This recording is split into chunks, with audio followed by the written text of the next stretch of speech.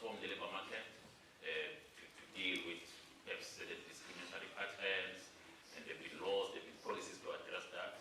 But in reality, I argue, and I've written about that if you like to check this argument in detail, that the labor market in South Africa is discriminating in different ways, of course, in terms of experience, but it's something you need to change. So you cannot say an entry-level job is 3 years experience, or even have that 3 years experience. It's an entry-level job, it's an administrative job that you can learn, and so forth. But also, in terms of graduates, if you're interested to see that work that I've done in the past to unpack graduates from different universities, are they all not getting jobs, or are the graduates from certain universities that are largely not getting jobs? So maybe discriminating on the basis of that. And then, of course, obviously, in terms of the population groups, given the context of us. The last point I make is that the relations between society and capital, or private sector's influence in our society, has not changed much. And as we know, domestic capital generally is linked to global capital. Maybe with this point that I've been arguing for maybe 20 years or so, that our economy is performing below its potential. So you just compare it with many other economies. Many people nowadays like to compare with BRICS. So like these slides that compare South with other countries in the BRICS, in the expanded BRICS. So you have Ethiopia now, you have Iran and so forth in the BRICS that have since joined BRICS. But even if you compare with some of these countries, you can see that both in terms of output, the growth in output GDP, South Africa is not doing very well. It's been in decline in terms of standard of living or per capita incomes. You can see it is the lowest compared to these other countries that are listed here. So the argument, I mean, for the biggest economy in Africa that is unable to create jobs, that's unable to deal with poverty, unable to reduce inequalities, and the argument I've been making about that it's because the economy is performing below its potential. So there's something about our economy that is not able to assist in addressing the challenges that we have. The West is perpetuating. So when it comes to income inequality, the argument I make is that actually the start of the economy is perpetuating income inequality. So I compare here with Southern African countries, because we usually talk about these other countries, but we should also talk about countries next to us, their own neighbors, South Africa.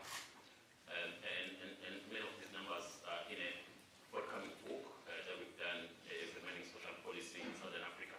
So we spend so much time in these countries, and it's easier for me to talk about them because we've been researching them in detail for a while now. So even when you compare with these countries, you can see actually South Africa has not done very well. Maybe don't look at Zimbabwe.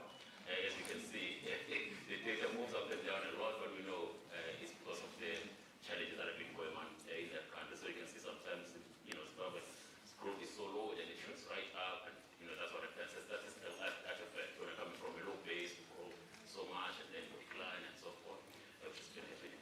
Now here's the point about the structure of the economy. So here, as you can see, I hope you see what I see, that agriculture, mining, and manufacturing have remained really the dominant sectors in our economy. And this is something that should have changed. In the decades of democracy, if there were really deliberate interventions to address this, we should have addressed it. And often when I talk about this inability to restructure the economy, I also include myself. So I worked in government for a long time, 12 years in very early stages of democracy. And you can see the numbers suggest that we really didn't address this problem, and we've not really addressed it. And it's not a lack of interventions, so there have been interventions, but in reality, we still have more of the same structure. The mineral energy complex that for many years we spoke about beneficiation, there are things we need to do, and none of it for some reason seems to happen. And maybe we can debate why that has not really happened. Maybe something else going on, but I think largely our governments since 1994 are to blame, including, of course, the government was part of for 12 years. Just to show some of the other numbers here that may be of interest, and maybe just highlight a good number for South Africa, the level of human development. So this index measures standards of living,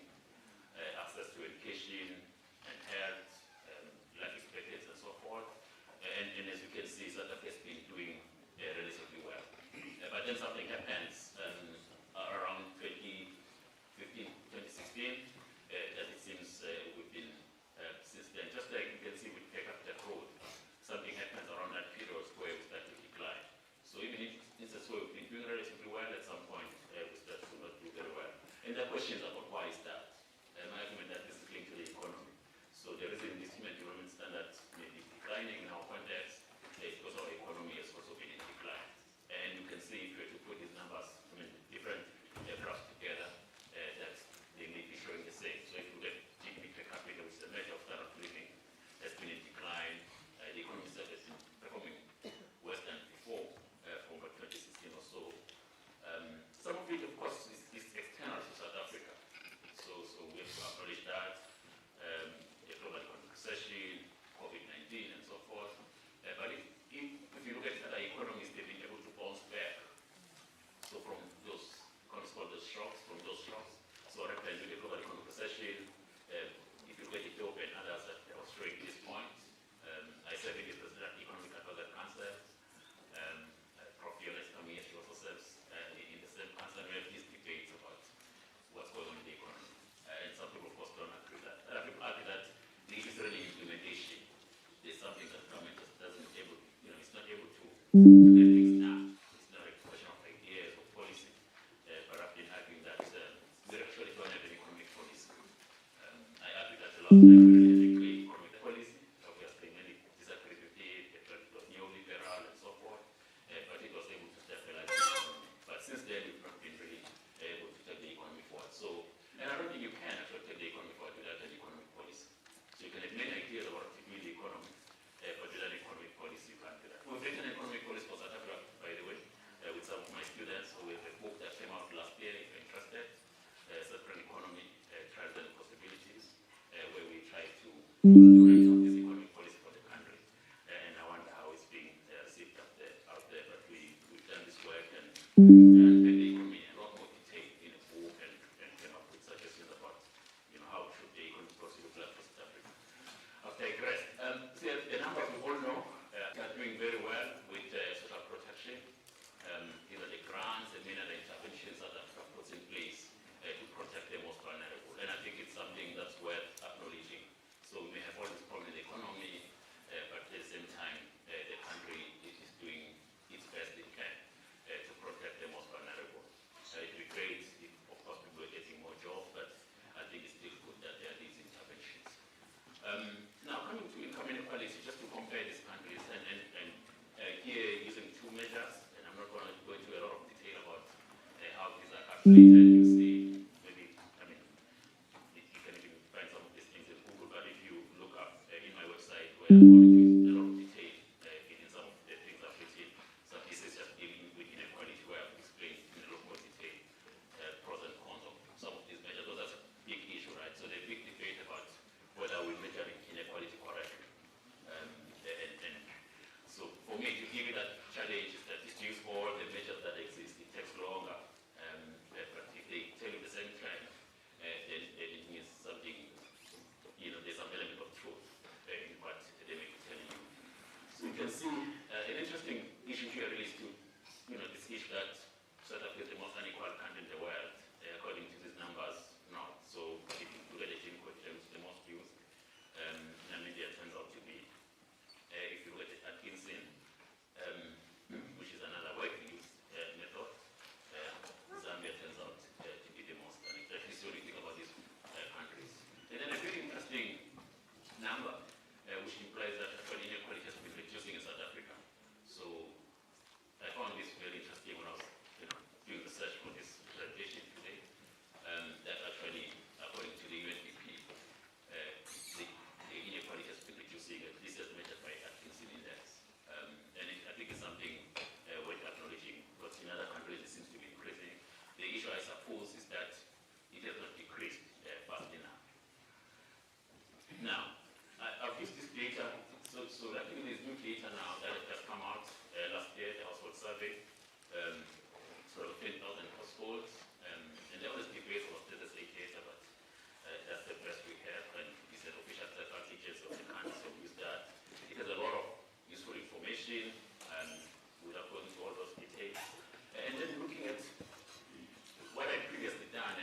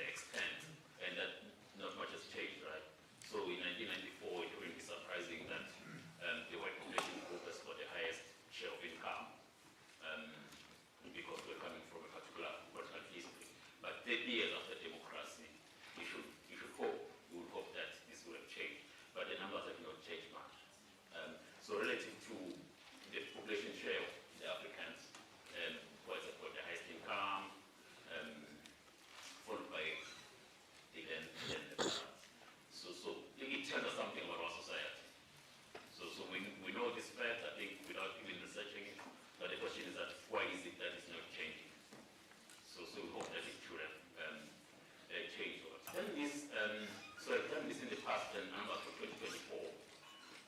This gets debated a lot. So first time I tried to publish a paper that was dealing with this methodology and so forth, the argument was in. Where I was trying to make this argument, and it's a debatable argument, but let me make it, because I've been making it for a while, that if you look at inequality within the groups, so you take, for instance, the African years, say since 1995 in this case, it hasn't changed much, right? So it increases between 1994 and 2005. And I argued that that's a correction that was taking place. So you've got Democrats now, and then you've got more people getting income, right? But also interventions of government with the political empowerment, all of that, right? So there's a correction, maybe in the labor market, that was taking place. And that correction probably was kind of resolved at a point in time, and then not much change has happened. As you can see, the Gini coefficient does not change. In fact, it has reduced a bit between 2011 and 2024. But when you take, say, the white population group, it seems to have continued to increase. And these numbers don't change much. So a small change because of the way they're calculated actually is something worth looking at. It's clearly it happens for many years. So it's out there. I'm putting it out again. I've extended the numbers now into 2024 using the household survey. And it implies that there may be something going on within racial groups in South Africa. So what it implies is that within the white population group, the inequality might be increasing, at least according to these numbers. It implies that within the Indian population group, inequality might be increasing in a period of what, 15 years, right? So it's something out there to discuss. I use other measures, and maybe I shouldn't be spending too much time, but I was indicating that because the big debate about inequality is always useful to do all other measures just to see whether they show the same trend or not. At least what this shows is that the income inequality is still very high in South Africa, whichever measure you use. What's interesting is that the relative measure shows relatively low inequality compared to others. Now, the relative measure is, for me, the most interesting, and I'm doing a little bit more work on this, was just how you view yourself, right? It's the way it's calculated in the household survey or income expenditure survey is people themselves saying, actually, I should be doing better than I'm doing, or compared to my friend, or my brother, or my neighbor. So it's a very interesting measure that I think from sociological point of view is something worth looking at more closely. I've done other numbers here. The general Interrogating, which is a very useful measure to different parts of data, just to show that even with that measure, inequality is still very high, 0.64, and then for the different income categories. Now, you can also study inequality by poverty status. And here, I suppose what it really shows is only just for 2024, so it would be useful to see I should do this or somebody does this for other years to see how it's changed over the years. But just look at the 2024, what it implies is that the inequality between those that are not as poor and very poor and the wealthy is widened. And it's not about race at all, right? So if you take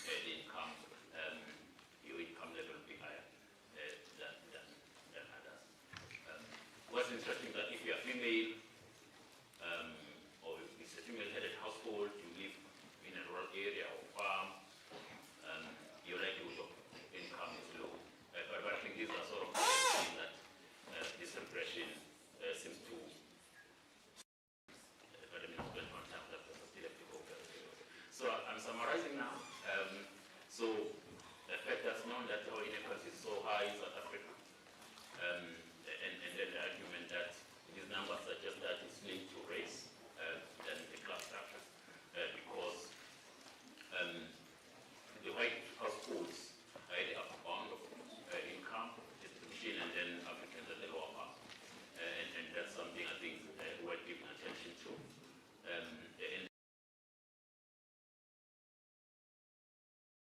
It's still predominantly racial. It's something for debate, but I think we're putting out there again. So we're basically dealing with the racialized economic inequality. Because the average income of Africans, the share of the white population growth has remained low, and intra-group inequality suggests that high inequality in South Africa is driven by the white population. I'm repeating the point, putting it differently, and it's something worth engaging with. In conclusion, and here, Prof, I avoided getting into too much discussion about solutions as I hope the whole, because I'm not sure we're yet at that stage, right, where we can reach for solutions. I think we need to understand the phenomena better. We don't fully understand, I think, claims based on these numbers, and I think on the basis of whether there's evidence and whether there's truth or merit in what I claim here, then we need to think about solutions. But there are things we know. So we know, for instance, it seems that all interventions, legislative and policy-related interventions of government, have not addressed inequality. So I've indicated, in fact, I wrote in one of the books, I think the one where they're indicating, Prof, that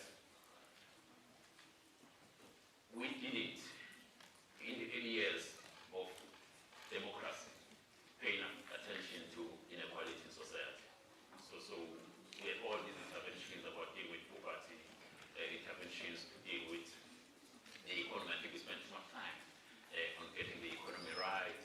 And I think there are some gains, right? There are some good, unemployment was reducing, inflation was declining, a lot of good things I think were happening in the 1990s and early 2000s. But I think we needed to pay more attention to inequality, and we should be paying more inequality. Because I think we worry a lot about unemployment, and I think we should. We worry a lot about poverty, we should. But I think inequality is probably one of those areas if we don't address that will cause the country problems ultimately. So it's effectively a ticking time bomb, just like unemployment. But I think the inequality, and if its character is what I've explained today, then actually it's more dangerous, I think, arguably, for society. So in the 1990s, research was suggesting that inequality is not something you need to worry about. It was a correction that was taking place, as I indicated, and the government had all these programs to empower black people, they were getting jobs and so forth, and therefore we didn't have to worry much about it. But I think we should have, but I think since then we should have worried more, and we've not been addressing that.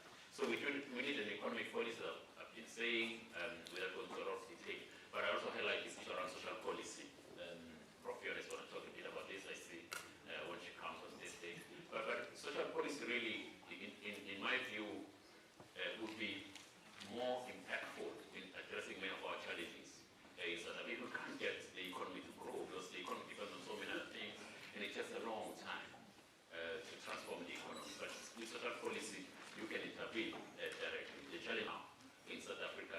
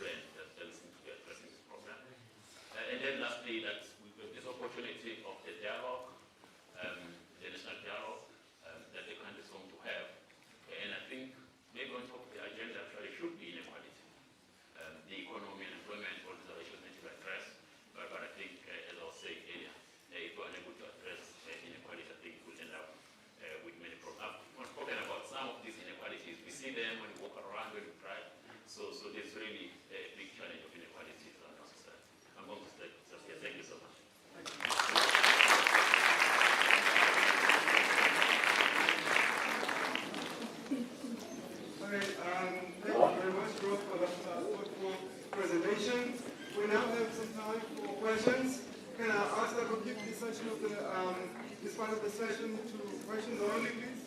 Is this working? So let's just get to questions, please. No comments. And I'm going to take 2 questions at a time before I invite the group to answer, okay? So do I have any takers? Yeah.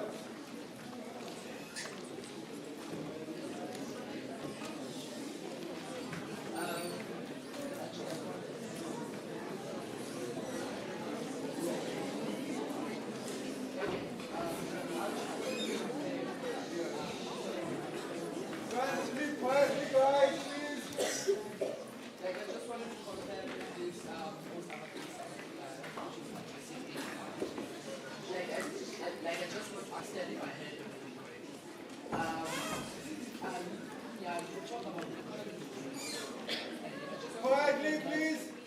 You say that the economy will invest to implement policies like that. Okay, thanks. Can I get another question? Here.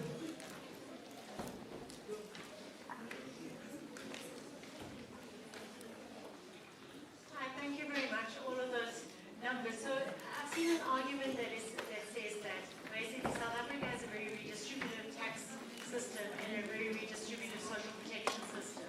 But the problem is that those systems are very redistributive. In other words, we are taxing the wealthy and we are redistributing that.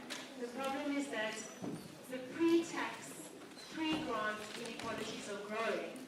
And so we're just playing catch up with our social policy. So I'm wondering if you agree with that assessment, and if so, what does one do, because it seems like the gap is widening.